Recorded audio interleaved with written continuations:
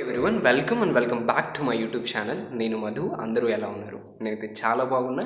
And ఈరోజు వీడియోలో నేను మీతో ఏం షేర్ చేసుకోబోతున్నాను అంటే ఈసీఈ డిపార్ట్మెంట్కి సంబంధించి ఎలక్ట్రానిక్స్ అండ్ కమ్యూనికేషన్ ఇంజనీరింగ్ డిపార్ట్మెంట్కి సంబంధించి ప్లేస్మెంట్స్ ఎలా ఉంటాయి, నెక్స్ట్ హైయెస్ట్ శాలరీ ప్యాకేజ్ ఎంత, మనం ఎలాంటి జాబ్స్కి ఎలిజిబుల్, కోర్ సైడ్ జాబ్స్కి వెళ్ళొచ్చా లేదా ఐటీ సెక్టార్లోనే స్థిరపడాలా, నెక్స్ట్ మనం ప్లేస్మెంట్స్ని క్రాక్ చేయాలంటే ఎలా ప్రిపేర్ అవ్వాలి, ఆన్ క్యాంపస్ కానీ ఆఫ్ క్యాంపస్ కానీ డ్రైవ్స్కి ఎలా ప్రిపేర్ అవ్వాలి, నెక్స్ట్ మనం మ్యాక్సిమం ఎన్ని జాబ్స్ వరకు సాధించవచ్చు, next what is the highest salary package. So each and everything ఈరోజు నేను మీతో డిస్కస్ చేయబోతున్నాను.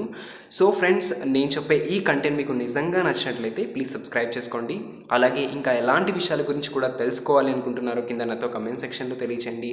అలాగే మీరు నన్ను మరియు నా ఆలోచనలు మరింత దగ్గరగా తెలుసుకోవాలి అనుకుంటే కింద ఇన్స్టాగ్రామ్ లింక్ ఇచ్చాను, వెళ్ళి ఫాలో అవ్వండి.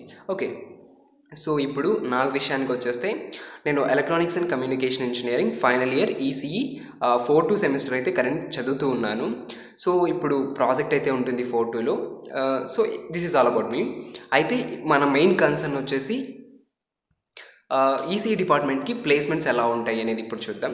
సో ఈసీఈ డిపార్ట్మెంట్ అనేది special one kind of the department. So మనము ఈ డిపార్ట్మెంట్లో మనము సాఫ్ట్వేర్ సైడ్ నేర్చుకుంటాం, as well as core electronics కూడా నేర్చుకుంటాము. So this is the best branch ever I have feel. So comparing to other branches ECE అనేది చాలా నాకు ఇష్టమైన బ్రాంచ్ అండ్ ఒక రాయల్ బ్రాంచ్ అని కూడా చెప్పచ్చు.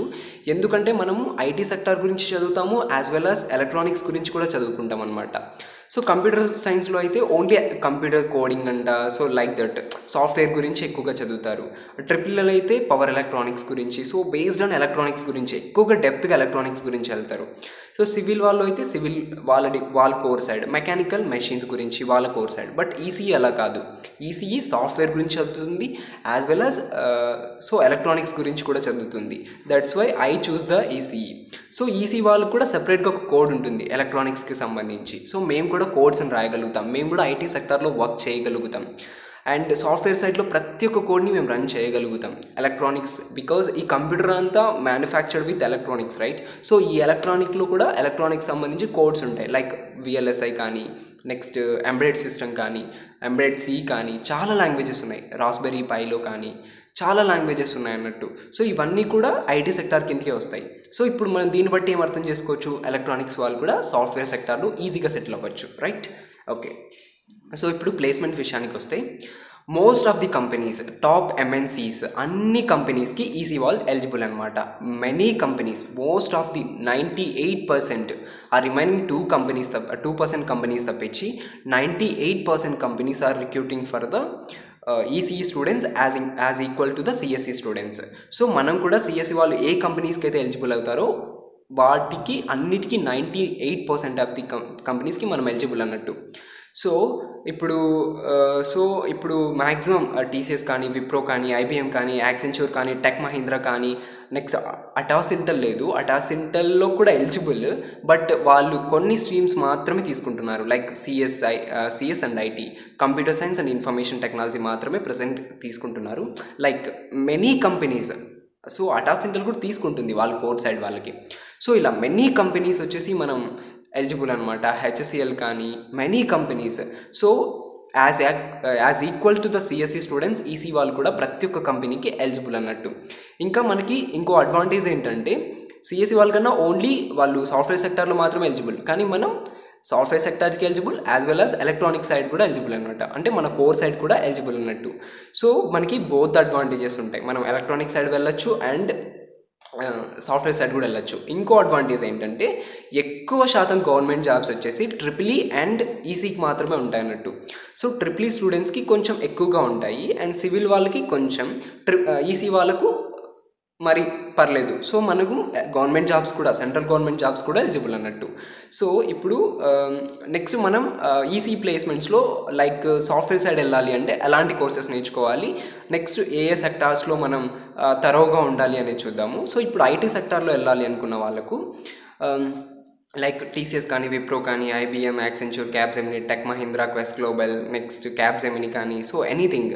సో ఐటీ సెక్టర్లో వెళ్ళాలి అనుకున్న వాళ్ళకు ఫస్ట్ బేసిక్ ఒక 4-5 లాంగ్వేజెస్ అయితే గుడ్ కమాండ్ పెట్టుకోండి. ఈ 4-5 లాంగ్వేజెస్లో కూడా ఒక లాంగ్వేజ్ని 100%గా ఉండాలన్నట్టు. ఇప్పుడు ఆ బేసిక్ ఒక 5-6 లాంగ్వేజెస్ వచ్చేసి ఫస్ట్ బేసిక్ సి లాంగ్వేజ్ చూసుకోండి, because it is the fundamental language. Next C++ కూడా చూసుకోండి, జావా చూసుకోండి, అండ్ పైథన్ కూడా చూసుకోండి. So Python, okay, these 4 are highly enough. అయితే సో వీటన్నిటిని తరోగా ఉండండి. అంటే ఎలా అంటే వాళ్ళు ఏం డౌట్ అడిగినా కూడా ఎనీ కాన్సెప్ట్, ఊప్స్ కాన్సెప్టా లేకపోతే సో అండ్ సో కాన్సెప్ట్సా, ఏం అడిగినా సరే సో మీరు వెరీ తరోగా ఉండాలన్నట్టు. ఒక్క లాంగ్వేజ్లో వచ్చేసి మీరు 100% ఉండాలి. అంటే లైక్ ప్లేస్మెంట్స్ ఇంటర్వ్యూ అప్పుడు సో వాళ్ళు అడుగుతారు అన్నట్టు, నువ్వు ఏ లాంగ్వేజ్లో పర్ఫెక్ట్గా ఉన్నావు, నీ టెక్నికల్ స్ట్రెంగ్స్ ఏంటి అని. సో అప్పుడు వచ్చి మీరు ఫర్ ఎగ్జాంపుల్ సి అన్నారనుకో, వాళ్ళు సిలో ఏ క్వశ్చన్ అడిగినా కూడా మీరు ఆన్సర్ చెప్పేదాకా ఉండాలి. మీరు నేర్చుకునే 4 లాంగ్వేజెస్ అయినా అందులో ఒకటి పర్ఫెక్ట్గా ఉండాలి. ఎంత పర్ఫెక్ట్ అంటే వాళ్ళు ఏం అడిగినా చెప్పేటట్టు. లైక్ కోడ్స్ రాయమని అడుగుతారు, టాస్క్లు ఇస్తారు, అవి వెంటనే పర్ఫామ్ చేసి చూపించాల్సి ఉంటుంది. సో ఇలా అన్నట్టు. నెక్స్ట్ వచ్చేసి ఇప్పుడు దాకా మనం ఏ లాంగ్వేజ్ని నేర్చుకోవాలన్నాము. అండ్ ఒకవేళ like front end technologies, back end technologies కూడా నేర్చుకోండి.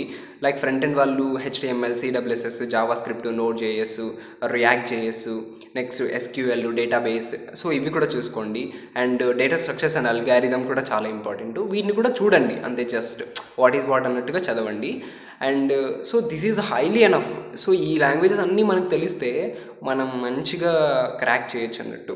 సో ఇది అన్నట్టు. ఇప్పుడు ఐటీ సెక్టార్ ఇష్టం లేదు, లైక్ కోర్ సైడ్ కూడా ఇష్టం లేదు అనుకున్న ఈసీ డిపార్ట్మెంట్ వాళ్ళు మనం బిజినెస్ అనాలిటిక్స్ సైడ్ కూడా వెళ్ళొచ్చు అన్నట్టు. So it is not business analytics, it is business development associate కానీ, లేకపోతే సేల్స్ అండ్ మార్కెటింగ్ కానీ, లేకపోతే సేల్స్ అండ్ మేనేజింగ్ ట్రైనీ కానీ, సో ఇలా మేనేజర్ ట్రైనీ కానీ, సో ఇలా కూడా ఈ సైడ్ కూడా వెళ్ళొచ్చు. సో దీనికి వచ్చేసి కొన్ని టాప్ కంపెనీస్ హైర్ చేస్తున్నాయి. ఆ కంపెనీస్ కూడా offering the salary highest package 10 lakh కూడా ఆఫర్ చేస్తున్నాయి. లైక్ బైజూస్ కానీ, వేదాంతు కానీ, నెక్స్ట్ ఆకాస్ బైజూస్ కానీ, ఇంకా some other companies they are looking for the BDA role, business development associate role. So ఇది వచ్చేసి జస్ట్ మనం మాట్లాడాల్సి ఉంటుంది. మన కమ్యూనికేషన్ స్కిల్స్ బాగా ఉంటే ఈ జాబ్స్ అయితే బాగుంటాయి. కాకపోతే ఇది టార్గెట్ ఓరియంటెడ్ బేస్డ్ జాబ్ అన్నట్టు. అంటే వాళ్ళు మనకు టార్గెట్స్ ఇస్తారు, ఈ టార్గెట్స్ని మనం ఫినిష్ చేసి వాళ్ళకి సబ్మిట్ చేయాల్సి ఉంటుంది. ఒకవేళ మనం ఆ టార్గెట్ని రీచ్ కాలేకపోతే మనం జాబ్ నుంచి తీసేస్తారు. బట్ శాలరీస్ అయితే బాగుంటాయి, బట్ వర్క్ ప్రెషర్ కూడా చాలా చాలా ఉంటుంది. సో మనం మినిమం 7 to 8 hours లేదా 8 to 9 hours కూడా మనం వర్క్ చేయాల్సి ఉంటుంది. సో ఇవన్నీ ఆపర్చునిటీస్ అన్నట్టు. సో ఇంకా కొంతమంది హయ్యర్ స్టడీస్కి వెళ్ళే వాళ్ళు హయ్యర్ స్టడీస్ చేయొచ్చు, సెంట్రల్ గవర్నమెంట్ జాబ్స్కి వెళ్ళే వాళ్ళు సెంట్రల్ గవర్నమెంట్ జాబ్స్ చేయొచ్చు. నెక్స్ట్ ఇంకా గేట్ రాసే వాళ్ళు కూడా గేట్కి ప్రిపేర్ అయ్యి గేట్లో కూడా మంచి స్కోర్ వస్తే మనకి central government jobs, state government jobs కూడా మనకు గేట్ స్కోర్ని ఆధారంగా మనకు జాబ్స్ అయితే ఇస్తాయి అన్నట్టు. So this is all about the placements ECE. So ఇప్పుడు శాలరీ విషయానికి వచ్చేస్తే రీసెంట్గా మన JNTU కాకినాడ అనుకుంటా ఒక పర్సన్, ఆమె సిస్టర్ అన్నట్టు మనకి, సరే మా ఏజే.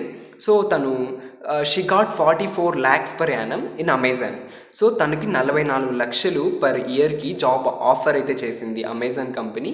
బికాస్ ఆఫ్ ఆమె కోడింగ్ స్కిల్స్ బాగున్నాయి, నెక్స్ట్ తను పర్ఫెక్ట్గా సూటబుల్ రోల్కి అయితే సూటబుల్ అయింది అనుకున్నారు కాబట్టి వాళ్ళు 44 లక్షలు ఆఫర్ చేశారన్నట్టు. సో తను కంప్యూటర్ సైన్స్ డిపార్ట్మెంట్ కాదు, కానీ తను ఐటీ సెక్టార్లో జాబ్ అయితే వచ్చింది.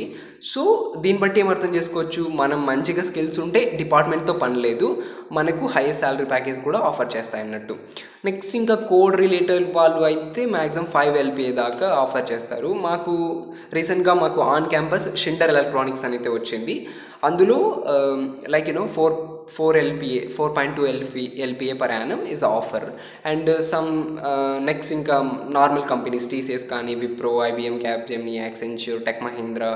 So these companies are offering a minimum 3.6 to in between 5.5, HCL 5.5 దాకా ఆఫర్ చేస్తుంది. సో ఇలా అన్నట్టు. So this is the complete structure. Maximum మనం 7 LPA దాకా కూడా క్రాక్ చేయొచ్చు, that is not an issue. So this is all about the ECE placements. I hope you guys, if you really like my work and content, please subscribe to my channel. Also, what other interesting topics would you like to know? Let me know in the comment section below. Thank you.